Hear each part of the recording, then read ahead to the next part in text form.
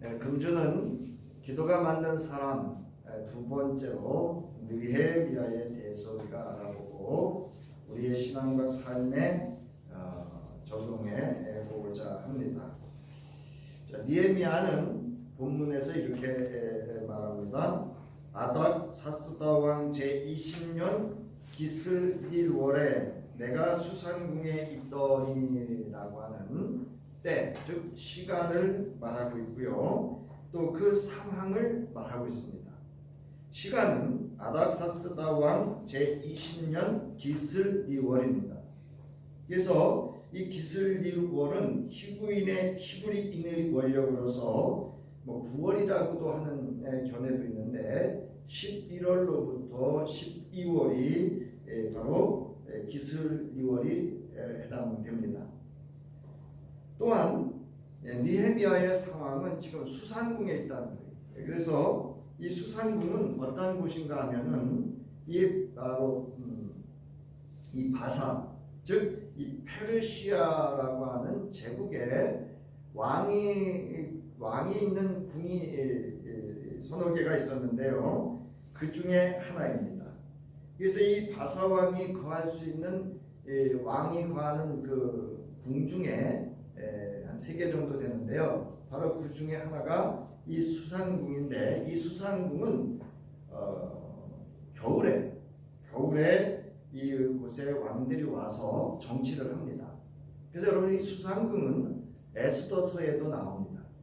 그래서 이 에스더서라든가 느헤미야서라든가 에스라 이런 그 학계 이런 그 선지서들은 유다인들이 바벨론 때에 포로로 잡혀갔다가 이제 바사, 즉 페르시아 제국의 통치가 이루어지면서 이 페르시아 제국의 왕들이 유화 정책으로 이제 귀환을 시킵니다. 그 귀환과 관련된 제1차, 2차, 3차 귀환에 관련된 기록을 하고 있는 것들이 바로 오늘 느헤미야서를 중심으로 해서 기록이 되어져 있습니다. 그래서 이 느헤미야서는 제3차 포로 귀환에 관련된 그런 사건들의 내용을 기록하고 있습니다. 그래서 이렇게 여러분 두 번째 페이지 중간쯤에 보면 이렇게 바벨론 제국을 멸망시킨 이 페르시아 제국, 이 페르시아를 성서에서 우리는 바사로 이렇게 번역을 했는데요. 이 바사로 번역한 것은 한자어 발음입니다. 그러니까 중국 발음대로 보시면 돼요. 중국의 성경을 번역하면서 이제 바사다 이렇게 하는데, 이 페르시아 제국은 오늘날 이란 지역입니다. 그래서 이란이 이 페르시아의 제국이 있던 그런 그 중심 지역이라고 보시면 됩니다. 그래서 느헤미야는 이 수산궁에 있다라고 하는 것은 자유의 몸이 아니다, 포로의 몸이다. 내가 포로로 잡혀 있는 자신의 처해 있는 한계성 또는 그 상황을 이제 이렇게 표현을 하고 있는 본문의 내용입니다. 자, 느헤미야는 이곳에서 우리 11절에 보면 그때 내가 왕의 술관원이 되었다 이렇게 기록하고 있는 것은 이제 이 술 맡은 관원으로 인해서 하나님께서 느헤미야를 통한 제3차 포로 귀환에 하나님이 이루어가야 될 하나님의 섭리와 그 일들을 행하게 되는 우리가 말하는 그런 귀한 접촉점 또는 시발점이 되었다라고 하는 것을 암묵적으로 이야기를 하고 있는 것이기도 합니다. 이렇게 바벨론 제국을 멸망시킨 페르시아 제국은 바벨론 시기에 잡혀온 유다인들을 앞서 말씀드렸듯이 3차에 걸쳐서 이스라엘 예루살렘으로 귀환을 시킵니다. 그래서 제1차 포로 귀환기에 써진 것이 학개와 스가랴서이고요. 1차 포로 귀환과 2차 포로 귀환 사이에 써진 것이 에스더입니다.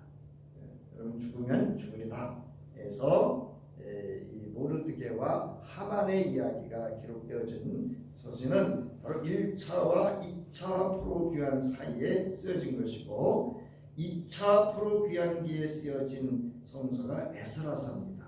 그리고 오늘 3차 포로 귀환기는 느헤미야와 말라기서가 이 3차 포로 귀환기에 쓰여진 책임, 성경 책입니다. 자, 본서는 3차 포로 귀환의 인솔자인 느헤미야가 귀환한 유다 백성과 더불어 무너진 예루살렘 성벽을 재건을 합니다. 이 재건이라는 말 자체가 무너진 것을 다시 세운다 이런 뜻이 있습니다. 이스라엘의 이거를 재건하면서 이스라엘의 정치적, 사회적 안정을 꾀하고 그 위에 더하여 학사 에스라와 함께 신앙 부흥 운동을 일으킵니다. 그래서 이스라엘 백성들, 즉 유다 백성들이 하나님 앞에 하나님의 말씀을 듣고 그 앞에 다 자복해서 자기들의 조상들의 죄와 포로로 잡혀가게 된 그 모든 경위에 있어서의 조상들의 죄와 그리고 자기와 자기 가정들의 죄악들을 자백하고 참회하면서 또 하나님의 백성으로서 그 말씀대로 살아가기 위한 거룩한 삶을 위한 예배 회복이라든가 이런 종교 개혁, 신앙 개혁을 시행을 합니다. 그래서 이 과정들에 대해서 아주 그 역사적 사실을 바탕으로 한 생동감 있게 하나님의 사람들, 하나님의 백성들, 또 하나님이 세우신 지도자들을 통해서 하나님의 구원하심과 일하심을 생동감 있게 잘 기록한 것이 느헤미야서다 이렇게 할 수가 있습니다. 자, 그래서 이 느헤미야는 어떤 사람인가 하면 이 바사, 즉 페르시아 제국의 아닥사스다 왕 1세, 나삭사스다 1세예요. 사실 이 사람은 정권을 잡기 위해서 친족을 살해하는 등 좀 이렇게 아주 폭력적이고 이런 사람이었습니다만은 또 역사적으로 이 왕은 이 포로 귀환, 유다인들을 포로 귀환시키기도 했지만 또 성벽을 재건하거나 이런 일들을 중간에 못하게 합니다. 그러면서도 이제 느헤미야를 통해서 이제 그런 일들을 하나님께서 이루어가고 완성시켜가는 과정이 기록된 것이 바로 그의 쓰임 받았던 사람이 느헤미야고 그 내용을 기록한 것이 느헤미야서이기도 합니다. 자, 그러면 느헤미야는 어떤 사람이냐라는 겁니다. 따라하시기 바랍니다. 기도가 만든 사람. 여러분, 기도가 만든 사람은 언제 드러나는가 하면요, 어려운 상황에 처했을 때 기도가 만든 사람은 어떻게 반응할까요? 기도로 반응합니다. 그러지 않은 사람들은요, 기도로 만들어지지 않은 사람은요, 어려운 상황이 되거나 또 환난과 핍박과 조롱과 수치와 모욕이 주어지거나 우리가 흔히 말하는 별것도 아닌 것에 좌우로 흔들리거나 또는 쓰러지기도 하고 좌절하기도 하고 심지어는 신앙마저도 포기하는 그러한 경향도 있습니다. 여러분, 느헤미야는 오늘 본문에서 기록되어져 있듯이 눈물로 그리고 금식하며 기도하는 기도가 만든 사람이었다라는 것을 알 수가 있습니다. 본장 1장의 내용을 보면 느헤미야는 자신의 동생 하나니가 유다에서 사람들을 데리고 왔는데요. 그들에게 포로 생활을 하다가 살아남아 돌아간 또 그리고 포로로 잡혀가지 않은 그 시대의 사람들을 포함해서 이야기합니다. 유다인들이 어떻게 지나고 그리고 예루살렘의 형편이 어떤지를 묻습니다. 자, 그랬더니 그들로부터 포로민 가운데서 살아남은 이들은 그곳에서 몹시 고생하며 뭐를 받고 있다고요? 수모를 받고 있다. 그리고 예루살렘 성벽은 무너진 채고 성문들은 불에 탄 채로 그냥 있습니다라는 소식을 전해 듣게 됩니다. 자, 그러자 하나님과 그의 동료들은 그런 동료들로부터 이 소식을 전해 들은 느헤미야는 이 소식을 전해 듣자마자 어떻게 하죠? 즉각 하나님 앞에 울고 금식하며 기도로 반응하고 있습니다.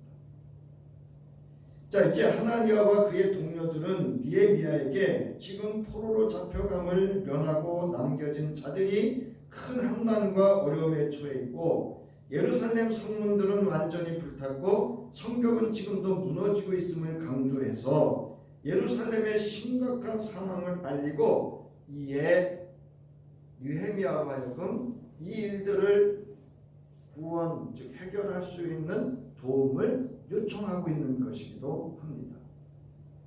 이제 이 소식을 들은 느헤미야는 느헤미야서 1장 4절에 보면 나는 이 말을 듣고, 이게 여러분 말을 듣는 거예요.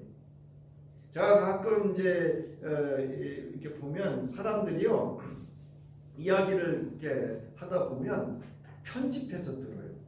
자기가 듣고 싶은 것만 듣습니다. 그렇게 되면 말을 전한 사람이 그 말을 전한 내용이나 그 뜻이 온전히 전해지지 않습니다. 그런 경향을 그런 일들을 종종 경험하고 있는데요. 자, 이 말을 듣자 느헤미야는 주저앉아서 여러 날을, 이게 여러분 기도가 맞는 사람이 하는 거예요. 어떤 이들은 어려움이 오면요 교회 와서 기도하고 뭐 이렇게 합니다. 근데 어느 순간 사라졌어요. 그런 경우 종종 봅니다. 자기 기도 내용대로 안 됐다는 거예요. 여러분, 기도는 내 기도의 내용대로만 되어지는 게 기도의 응답이 아닙니다. 우리의 처해져 있던 어떤 상황과 어떤 일들이 그 기도를 통해서 하나님께서 이루어 가실 그 경륜이 있다고 하는 것을 발견하는 것도 기도의 응답입니다. 자, 그러면서 여러 날을 울며 슬퍼했다 그랬어요. 우리는요 나라가 어려움 당하는데 울며 슬퍼하지 않습니다. 그냥 이쪽으로 몰려다니고 저쪽으로 몰려다니고, 그래서 상대방 비난하고 그냥 헐뜯고 나 아니면 아니야. 그럼 보세요. 아예 음식을 끊고, 금식 기도죠, 하늘의 하나님께 기도했다 그랬어요. 여기 하늘이라는 뜻은요 지극히 높은 곳이다 이런 뜻이에요. 모든 것들을 다 아시고 주관하시는 주권자 하나님을 의미하는 것입니다. 앞서서 우리가 봉헌 예배할 때, 봉헌 기도할 때 이사야서 33장 5절에 보면 하나님은 지극히 높은 곳에 계신 분이다 이렇게 얘기하죠. 바로 이 하늘은 샤마임으로써 하나님의 거처하시는 그 곳을 높은 곳을 의미하는 그런 하늘입니다. 자, 이처럼 기도는 현실적 상황에 대한 반응이고 하나님에 대한 반응입니다. 어떤 자극이나 작용이 있을 때 반응하지 않는 것은 여러분 죽은 것밖에 없어요. 우리 예수를 수년간 믿노라 하면서 신앙생활을 하면서 교회에 어떤 일이 있고 어떤 상황이 일어나고 가정에 어떤 일이 있고 어떤 상황이 일어나고 이 시대에 어떤 일이 있고 어떤 상황이 일어나도 기도하지 않는 건 그건 죽은 신앙이에요.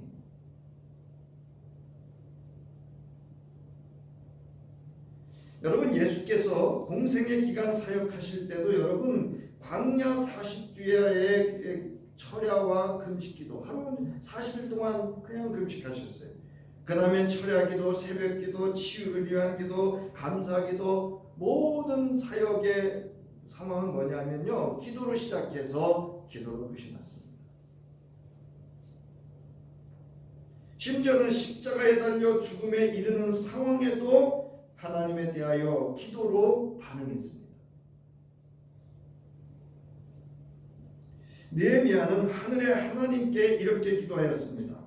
그리고 자신이 지금 처해 있는 상황에 대해서도 기록을 하고 있는데요. 자, 1장 5절로부터 11절이 느헤미야의 기도의 내용입니다. 그래서 그 다음 장 보세요. 자, 그 다음 장에 보면 느헤미야의 기도의 내용을 살펴보면 이렇게 나누어 볼 수가 있습니다. 먼저 느헤미야의 기도의 내용은 하나님이 어떠한 분인가를 증언합니다. 여러분, 기도의 대상인 하나님이 어떤 분인지를 알아야 그 기도가 참된 기도가 됩니다. 그냥 내가 만든 하나님이요, 그냥 내가 만들어 놓은 하나님이 내가 드리는 기도의 내용만을 들어주기를 바란다고 한다는 것은 하나님을 잘못 알고 있는 거예요. 그거는 내가 하나님이 된 거지 성경이 증언하고 있는 하나님은 아닐 수도 있습니다. 느헤미야 1장 5절 보세요.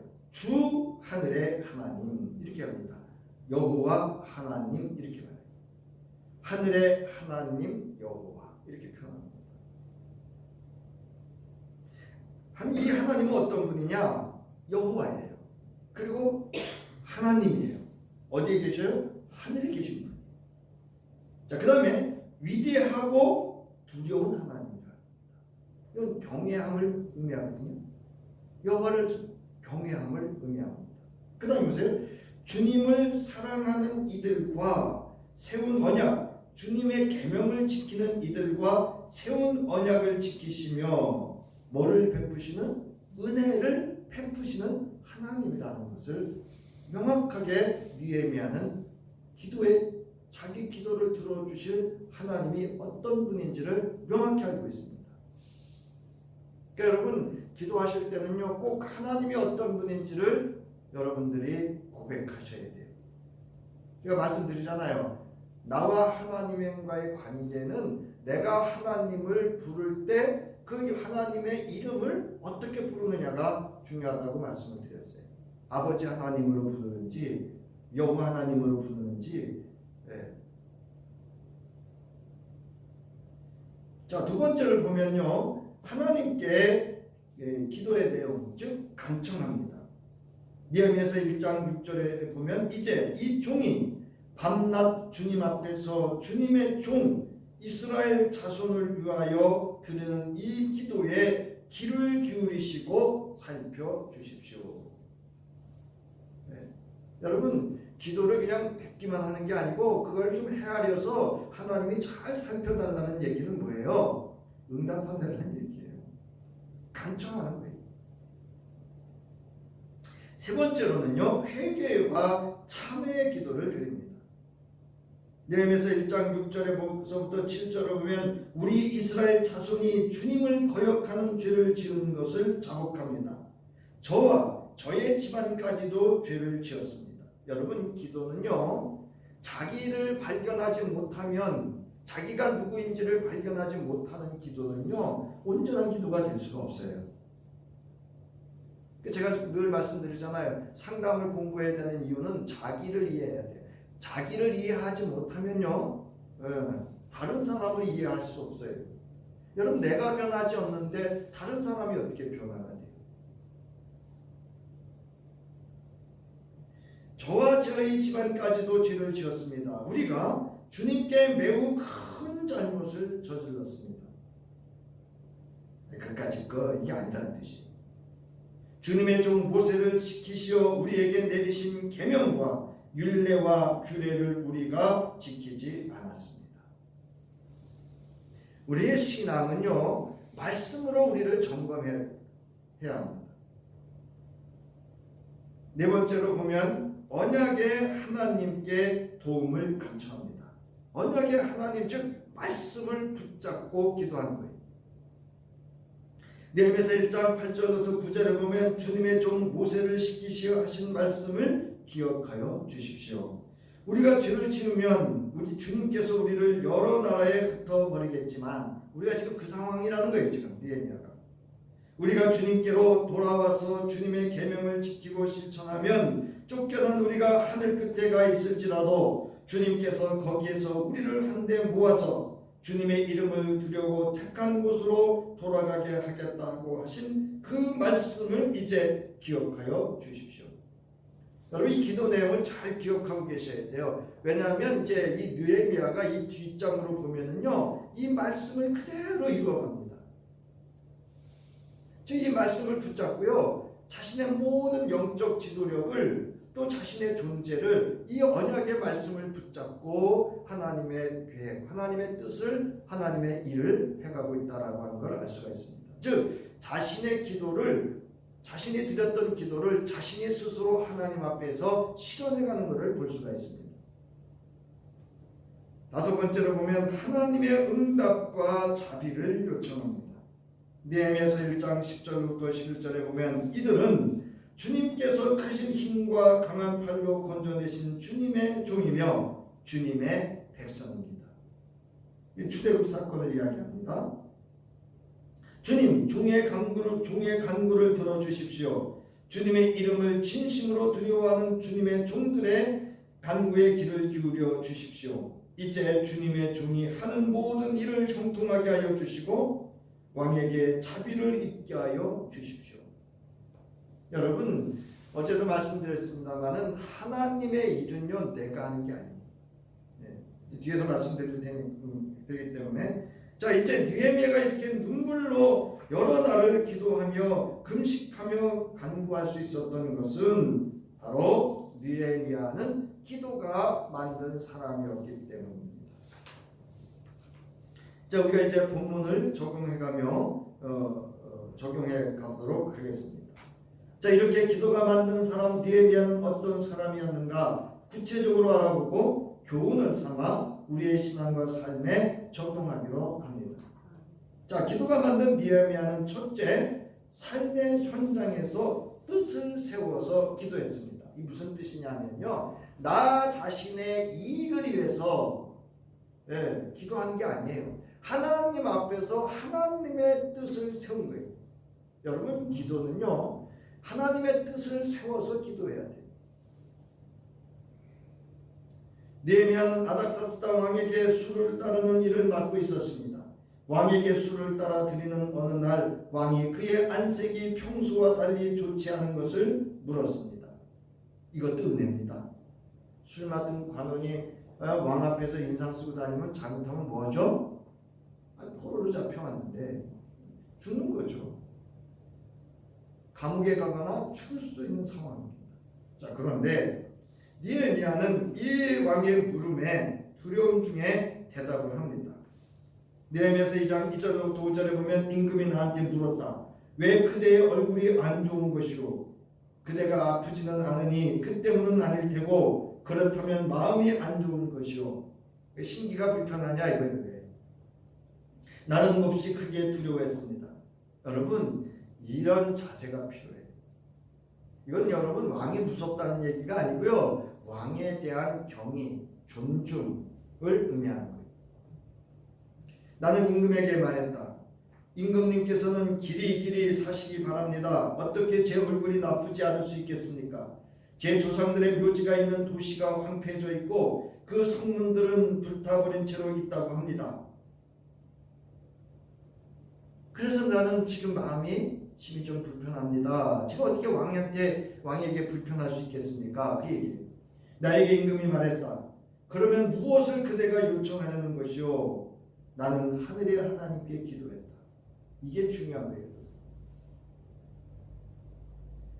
그러면 무엇을 그대가 요청하려는 것이요? 여러분, 포로로 잡혀와 술 맡은 관원 이 느헤미야가 감히 왕한테 뭐를 요청할 수 있겠어요? 그러자 느헤미야는 하늘의 하나님께 기도했습니다. 이 기도가 바로 이 오늘 본문 1장 5절로부터 11절의 내용일 수도 있습니다. 짧은 순간이지만 하나님의 도우심과 지혜를 구하는 기도였을 겁니다. 그리고 나서 임금에게 말했다. 임금님이 괜찮으시다면, 임금님의 종인 저를 임금님이 좋게 여기신다면 그러면 저를 유다로 보내주시기 바랍니다. 제 조상들의 묘지가 있는 도시로요. 그리하여 제가 그 도시를 다시 세울 수 있도록 해주십시오라고 합니다. 여러분, 여기 하늘에 하나님께 기도했다는 것은 뜻을 세웠다는 거예요. 느헤미야는 왕과의 대화 속에 무엇이 두려웠다고 합니다. 묻는 왕에게 대답하기 위해 그는 하늘의 하나님께 기도했다고 합니다. 이처럼 기도는 삶의 현장과 상황 가운데 즉시하는 거예요. 물론 우리가 정하여 늘 아침 저녁 뭐 수시로. 저는 제가 어제도 우리 여성교회원 임원들한테 말씀드렸습니다마는 개인 기도, 골방 기도가 필요한, 왜 예수님이 골방 기도를 말씀하셨을까가 요즘 생각나요. 자꾸 경험돼요. 우리가 이렇게 정하여 새벽에 공식적으로 드리는 공적 기도에도 중요합니다. 근데 골방 기도를 하니까 좋은 게 뭐냐면요, 영감이 와요. 영감이. 말씀의 깊이도 더 깊이 깨닫게 되고요, 삶의 지혜도 주시고요, 삶의 또 이렇게 정화 또는 정결, 그 다음에 순서도 이렇게 정할 수 있고요. 그래서 골방 기도의 유익함이 여기 있구나. 자, 이렇게 현장과 상황이 없는 기도는 있을 수 없어요, 여러분. 여러분, 우리 기독교 이 신앙은 여러분 돛 닦는 신앙 아니에요, 여러분. 네? 이렇게 뽐 잡고 앉아가지고 돛 닦는 신앙 아니라고 했죠. 즉 삶의 현장에서 우연처럼 일어나는 상황에 대하여 기도했습니다. 그런데 이 일이 하나님의 필연적인 사건으로 전개되어져 간다는 겁니다. 그러니까 여러분, 우리 인생에 실패했다고 여러분 좌절할 거 하나 없어요. 우리 믿음의 사람의 인생의 실패는요, 그 가운데 하나님의 섭리가 있어요. 그러니까 여러분, 실패했다고 조급해할 거 하나 없어요. 사람 의식할 거 없어요. 우리는 하나님만 의식하면 돼요. 그런데 이 일이 하나님의 필연적인 사건으로 전개되어 가는데, 자 보세요. 예수께서 제자들을 전도자로 세워 전도 현장으로 파송할 때에 현장에서 일어날 상황에 대해서 이렇게 하라고 말씀하셨어요. 그러니까 현장에서 무슨 일이 일어날지 모르는데 그 일 중에 하나가 뭐냐면요, 사람들이 그대들을 넘겨줄 때에 어떻게 또는 무엇을 말해야 할지 걱정하지 말라. 그 시간에 해야 할 말을 그대들에게 주실 것이다. 말하는 것은 그대들이 아니고 그대들 아버지의 영이 그대들 안에서 말씀하시는 것이다. 뭐 하는 얘기예요? 기도하라. 너희가 전도자로 하나님의 뜻을 세워서 현장에 나가서 무슨 일이 만나거든 뭐 하라는 거예요? 기도하라는 거예요. 그러면 어떻게 하신다고요? 하나님의 영이 도우실 것이고 지혜를 주실 것이다. 우리의 삶의 현장에서 일어난 상황은 그 순간 우리의 기도가 되어야 합니다. 이 기도는 삶의 현장과 상황에 대한 하나님 앞에서의 믿음으로의 반응입니다.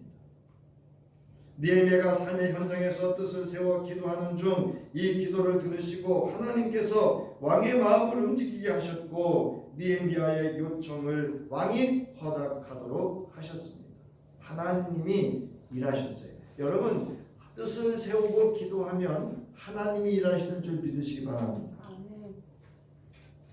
느헤미야서 2장 6절 보세요. 황제와 그 옆에 앉으셨던 황후께서 얼마나 걸리면 갔다 오겠느냐고 물으셨어요.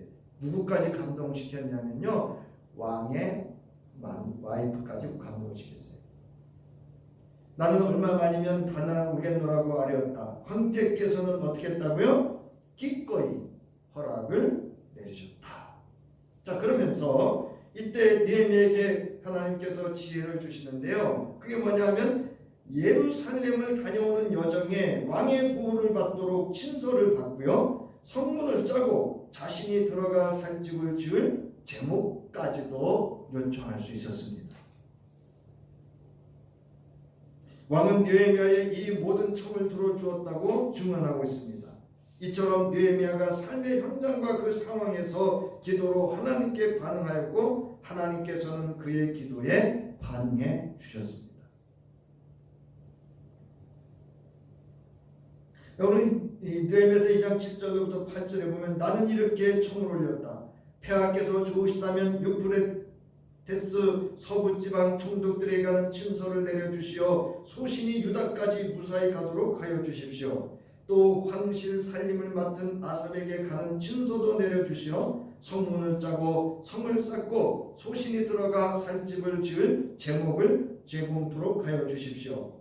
나의 하느님께서 나를 잘 보살펴 주신 덕분에 황제는 이 청을 들어주게 되었다 라고 성서는 증언하고 있습니다.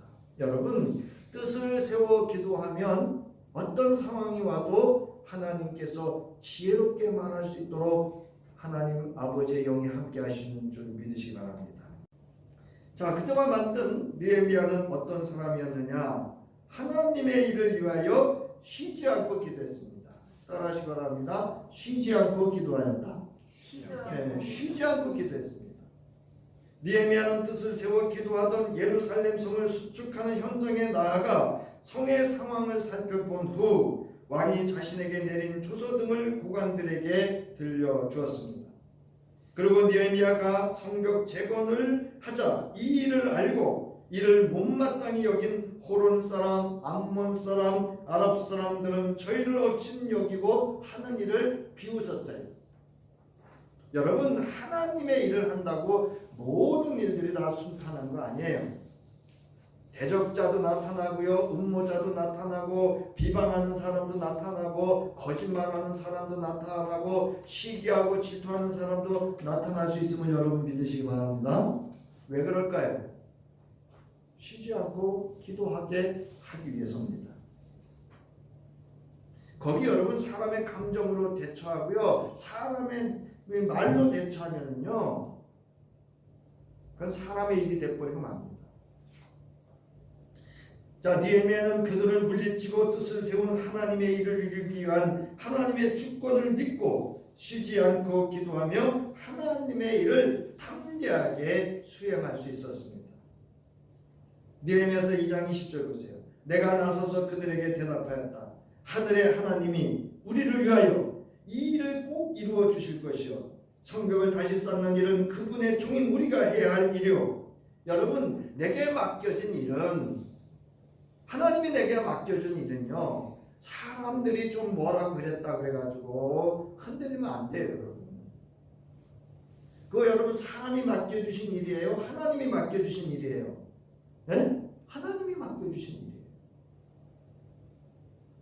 예루살렘에서는 당신들이 처지할 몫이 없어 주장할 권리도 기억할 만한 전통도 없소이다. 이 근거 없는 것들이 시기하고 질투하고 비웃고 조롱함에 대해서 이렇게 담대하게 뜻을 세워서 쉬지 않고 기도하며 그들을 물리치고 자신에게 주어졌던 하나님의 일을 완수하는 일에 전념했습니다. 여러분, 하나님의 일을 기도 없이 내가 하면 내가 하는 일은 내가 하는 나의 일로 끝나고 맙니다. 기도하면 하나님께서 하나님의 일로 이루게 하여 주십니다.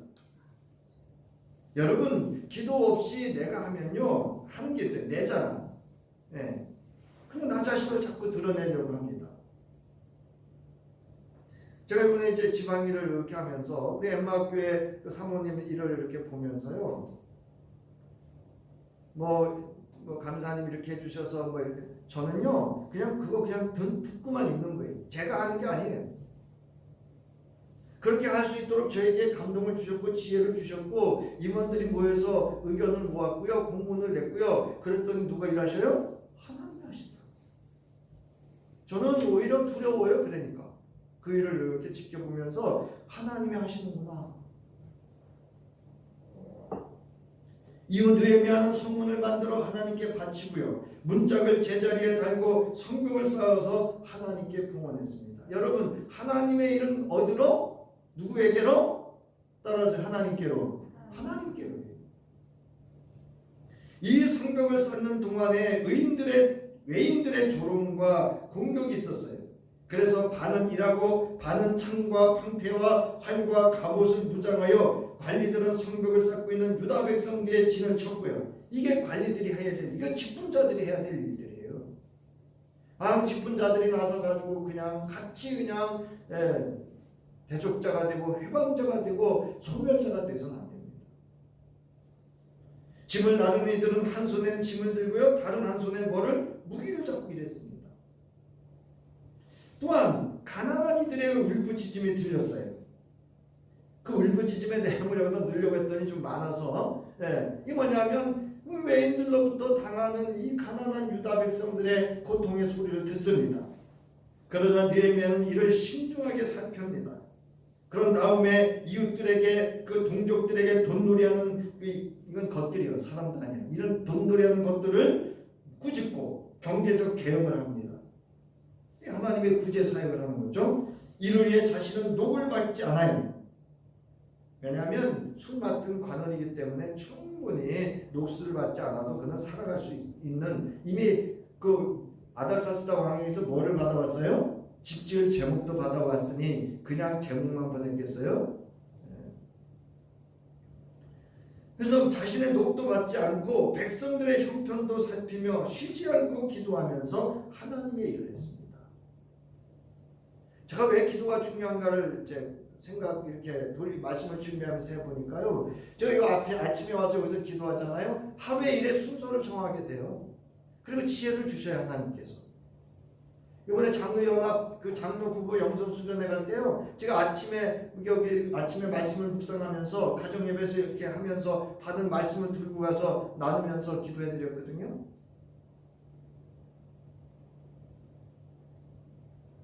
여러분 쉬지 않고 하며 하나님의 일을 해야 합니다. 느헤미야서 5장 19절 보세요. 나는 나의 하나님 내가 이 백성을 위하여 하는 모든 일을 기억하시고 어떻게 하라고요? 은혜를 베풀어 주십시오.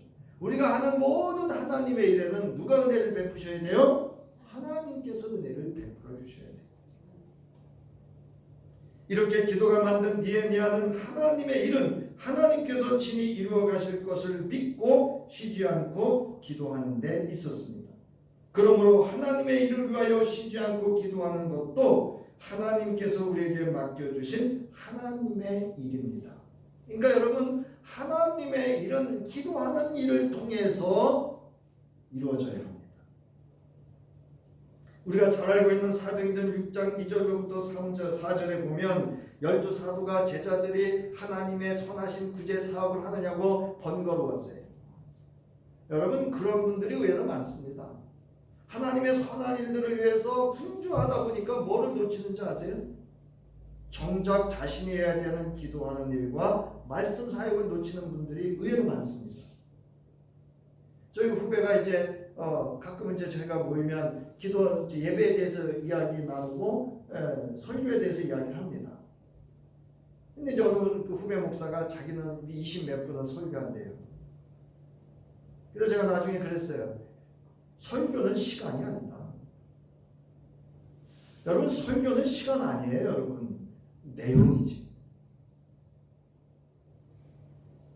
그래서 여러분 설교는 때우는 거 아니에요. 시간 아니에요. 내용입니다. 그 내용도 설교자의 의견이 아니에요. 여러분 하나님의 말씀을 증언하는 데 있습니다. 그랬더니 그 후배가 멈칫해 하시더라고요. 내용을 충실히 하라 그 뜻이거든요. 제가 여러분 기도가 만든 사람은 범사에 기도하는 일을 쉬지 않으며 하나님의 일을 수행하는 데 있습니다. 그래서 여러분 사무엘상 12장 23절부터 24절에 사무엘이 국가의 위기를 맞이했을 때 뭐 했어요? 뭐 하는 죄를 범하지 않겠다 그랬어요? 기도를 쉬는 죄를 범치 않겠다. 여러분 나라를 걱정하시고 나라의 일을 하시려면 기도하면서 해야 돼요.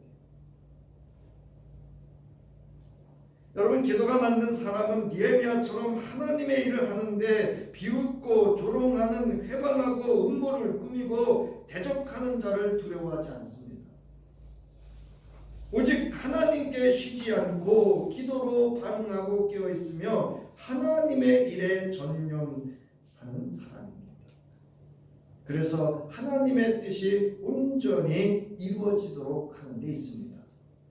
저요 감리사 직분하면서요 사람의 소리는 내가 듣고 참 좋아하지만요 사람은 두려워하지 않습니다.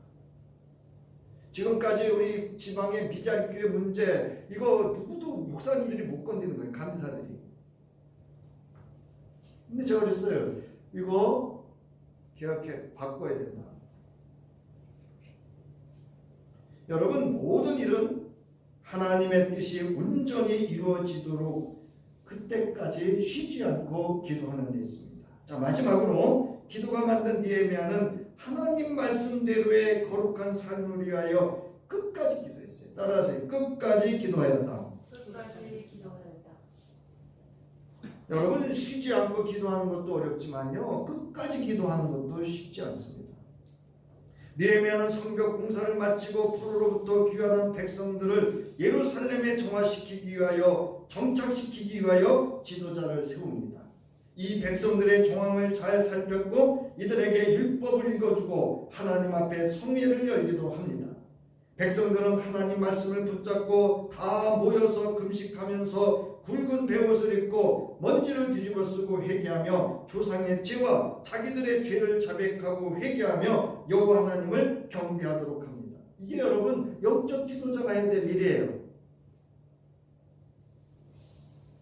백성들은 하나님의 말씀을 붙잡았습니다.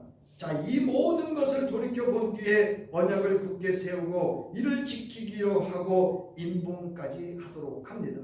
그러니까 이 그러니까 유다로 돌아온 포로로 귀환한 이들이 이제 하나님 앞에 말씀대로 살겠습니다. 거룩한 하나님의 백성으로 살겠습니다.